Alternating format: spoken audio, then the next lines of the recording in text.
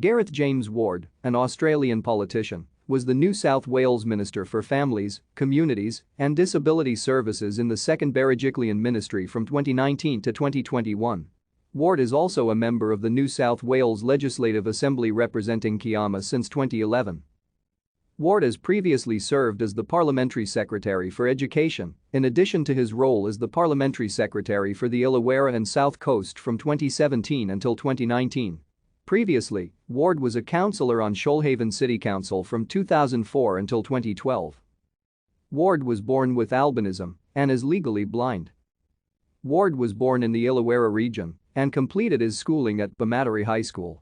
He holds degrees in Commerce and Arts from the University of Wollongong and Bachelor of Laws from the University of New England and a Master of Laws from the University of Sydney.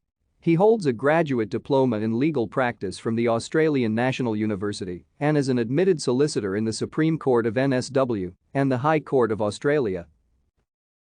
Thank you for watching. Like and subscribe if you would like to view more of our videos. Have a nice day.